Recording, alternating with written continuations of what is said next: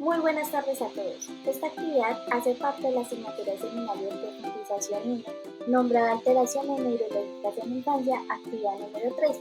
Nuestra docente es la profesora Aida Martínez. Los que estamos conformados dentro de este grupo somos Arias Aponte, Linda Liceo, Rodríguez Briceño y Ana Carolina, y Vergara, Gustavo Adolfo. Espero y les guste nuestra presentación. Trastornos por lesiones cerebrales tempranas.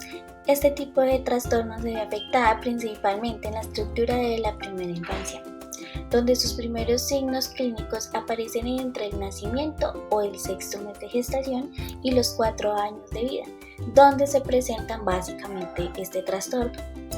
Estas lesiones cerebrales se presentan debido a la consecuencia que fue afectada en el encéfalo, como son retrasos mentales, afecta el proceso de formación y desarrollo de la personalidad, parálisis cerebral, es la primera causa de discapacidad motora en la infancia, y el trastorno de aprendizaje, donde afectan la capacidad del niño de recibir, procesar, analizar o almacenar información de acuerdo a su edad, generando alteraciones sensoriales, cognitivas y de comunicación, comprendiendo el desarrollo y autonomía del niño. Bueno, vamos a hablar sobre los factores genéticos. Uno de ellos son los tumores cerebrales, pueden ejercer presión sobre los nervios y afectar la función cerebral.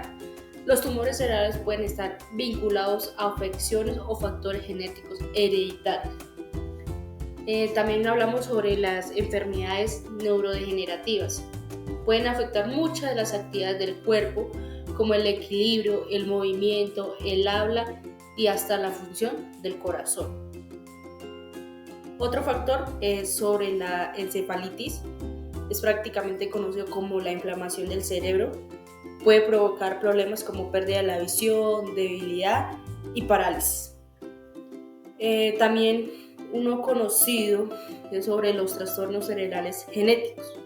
Son causados por cambios en los genes, también llamados variantes o mutaciones. Estos trastornos pueden afectar el desarrollo y la función del cerebro. Hablemos entonces de las características cognitivas y neuropsicológicas.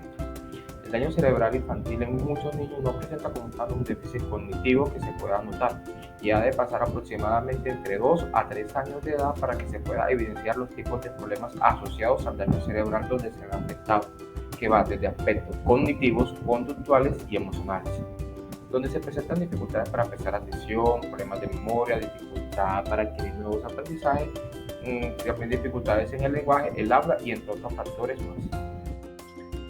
Formas de evaluación. Para iniciar con esta valoración neuropsicológica, es indispensable iniciar con la valoración cognitiva, emocional y conductual del niño. Asimismo, permitirá establecer un diagnóstico con el fin de realizar una adecuada intervención que conllevará a un debido tratamiento, donde claramente la evaluación se debe tener en cuenta aspectos evolutivos y madurativos apropiados a su edad, y asimismo se evaluarán las funcionalidades durante su proceso de desarrollo. También hay que ver sobre la importancia que tiene la plasticidad cerebral y la madurez neuropsicológica en la infancia, para evaluar las secuelas y la recuperación después de una lesión. Bueno, ahora vamos a hablar sobre las formas de intervención. En primer lugar, la primera intervención se puede realizar iniciando con un seguimiento de los 2 primeros meses de vida. Obviamente desde la revisión médica y tratamiento a las necesidades de cada caso. Cabe resaltar que no todos se ven afectados de la misma manera. Para entender y hacer más claro el tema debemos hablar sobre plasticidad cerebral, que tiene como función realizadas a las debidas modificaciones producidas en el sistema nervioso como un resultado de la experiencia o aprendizaje. La plasticidad existe por tanto durante toda la vida. Por eso, en la niñez y en la adolescencia, esta plasticidad se encuentra con un factor mayor. Por ejemplo, ante las recuperaciones de funciones debidas al daño cerebral, el cerebro del niño es más plástico que el de un adulto para esa rehabilitación. Así podemos observar cómo niños de corta edad con lesiones, por ejemplo, en el hemisferio izquierdo, no pierden el lenguaje, ya que gracias a la gran plasticidad cerebral, sus centros de lenguaje son transferidos al hemisferio derecho, que es el que llevará el control del mismo en lo sucesivo. Son 4 las áreas que se considera indispensables en la evaluación neuropsicológica practicadas en niños, además de la exploración de sus funcionamientos cognitivos en general. Uno es la motricidad, que esta es la destreza manual, orientación de derecha a izquierda, plasias orofaciales, control verbal de la motricidad. Otro es la percepción, como bien conocemos desde lo visual, auditivo, táctil, entre otros más. El lenguaje, capacidades receptivas, expresivas del lenguaje, oral, aspectos psicoeducativos o capacidades académicas en lectoescritura y aritmética. Memoria, desde lo verbal y no verbal a corto y largo plazo. Con el fin de estudiar las relaciones conducta-cerebro, forzando una evaluación psicológica de los trastornos neurológicos, localizando la disfunción cerebral y desarrollo programas para estas rehabilitaciones. El proceso de evaluación abarca la exploración, el diagnóstico y el plan de acción terapéutica.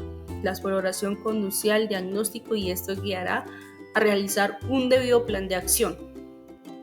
Es importante considerar que la exploración tendrá una significación diagnóstica propia que la da el niño y no irá a la neuropsicología de un adulto. Esto quiere decir que una persona debe realizar una evaluación debido a su edad y así se podrá evidenciar si dependiendo en la edad que está acuerda a su nivel de memoria, de aprendizaje o no. Y así vamos encontrando poco a poco cómo podemos ayudar para que esta persona pueda llevar una mejor vida. Muchas gracias.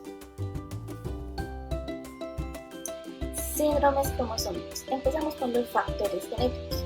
Cuando se habla de síndromes cromosómicos, se entiende que esto se puede producir por alteraciones de manera cuantitativa en el ADN, ácido desoxirribonucleico.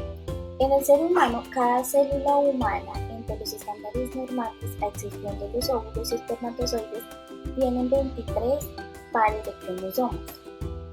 Y en cada individuo no llega a 46 o sobrepasa la cantidad de ellos. También se ha podido identificar que si hablamos cualitativamente existe una mutación o alteración en la estructura del ADN. Existen anomalías en los cromosomas que pueden afectar cualquier tipo de cromosomas en el individuo, incluyendo el cromosoma sexual, y existen varias de estas anomalías que afectan 1. La estructura de los cromosomas y 2.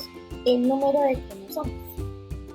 Bueno, ahora vamos a hablar sobre las anomalías numéricas. Resulta que cuando un individuo cuenta con uno o más copias suplementarias de cromosomas, un gran ejemplo de ello es una extra de trisomía o 2 extras de tetrasomía. También se puede identificar la falta de un cromosoma homosomía. Bueno, esto quiere decir que la trisomía puede afectar a cualquiera de los 23 cromosomas del individuo, pero la más común es la trisomía del par 21, más conocida como el síndrome de Down, la trisomía par 13, incapacidad intelectual grave y anomalías físicas, y la par 18 es debido a la incapacidad intelectual y anomalías físicas que afectan su totalidad, principalmente infantes. Se debe tener en cuenta que también existen ciertos factores que pueden afectar los cromosomas, como lo es cuando hablamos de una mujer embarazada con una mayoría de edad. Está propensa a que su hijo tenga un cromosoma de más o simplemente que le haga falta uno. Las anomalías estructurales se presentan cuando una parte del cromosoma es anormal.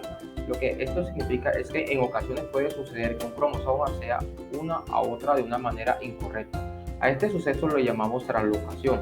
También sucede que un cromosoma simplemente desaparezca, a lo que denominamos deleción. Algunas de estas anomalías pueden suceder de una manera espontánea, por agentes o sustancias ambientales, lo que conlleva a dañar y causar mutaciones en los genes del ser humano. Esto es nombrado como mutágenos. Estos son algunos determinados fármacos, sustancias químicas, radiación, etc. Estos provocarían efectivamente algún tipo de cáncer o defectos congénitos. Powell 2021.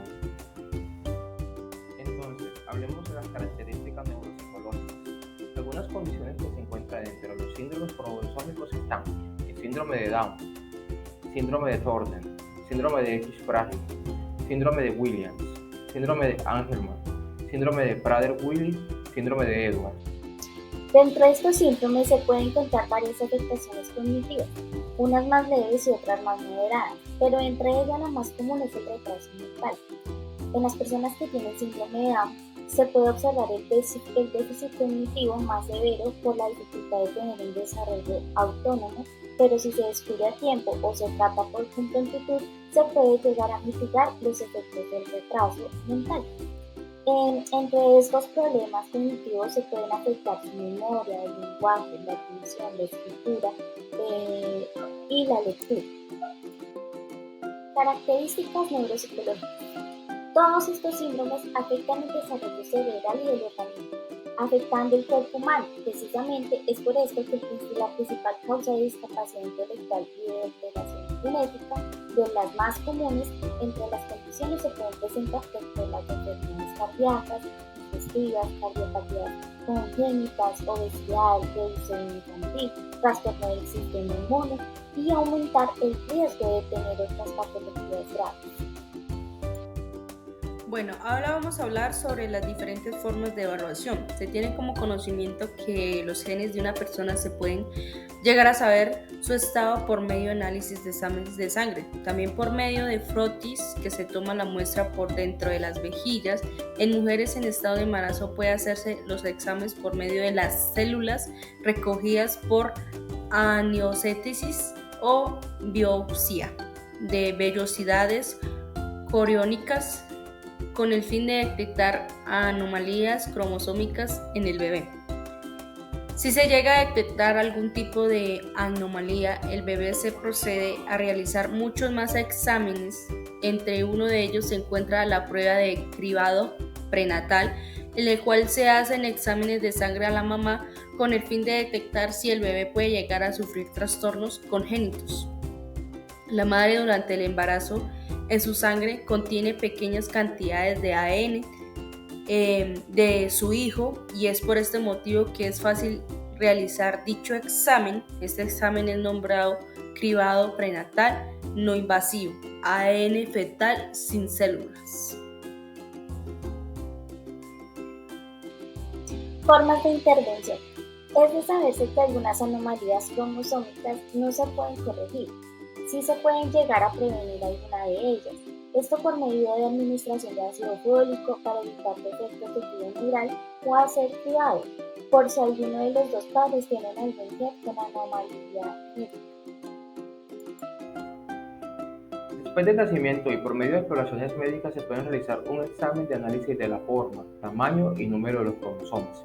En la edad juvenil, entre que va de los 0 y 6 años, se puede llegar a realizar estimulación cognitiva para poder mejorar las habilidades de los niños que presenten estos síndromes para tener una mayor autonomía. Gracias.